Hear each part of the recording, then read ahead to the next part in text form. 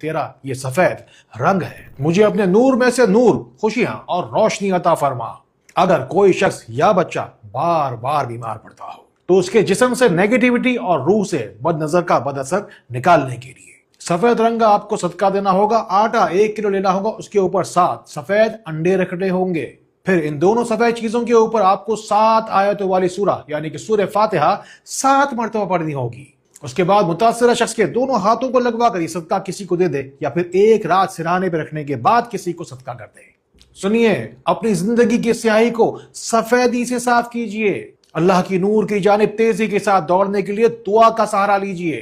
دیکھیے کمنٹس میں کیسے دعا کی محفل سجی ہے، خلق خدا دور دنیا سے شامل ہوتی جا رہی ہے۔ آج ہم سفید رنگوں کے ذریعے سے بھلائی حاصل کرنے کی کوشش کر رہے ہیں۔ سفید مرغے کے بارے میں تو کئی احادیث ہے، اب ہم سفید مرغے کی بات کرتے ہیں۔ کسی کے گھر پہ خدا نخواستہ بد اثر ہو، بد نظر ہو، حاسدوں کا حسد ہو، گھر میں ہو ناکامی ایسی جو خود زیادہ ہی اپنے ڈیرے ڈال چکی ہو، تو فوری طور پر سفید رنگ کا مرغا اپنے گھر پر لے کر آئیے۔ اسے 3 دن تک اپنے گھر میں یا اپنے گھر کی چھت پر باندھیے، اور پھر چوتھے روز تمام گھر والوں کا ہاتھ لگوا کر صدقہ کر دیجیے۔ ہمیں اپنی زندگی سے سیاہی کو نکالنا ہے، ناکامی کو نکالنا ہے، اندھیرے کو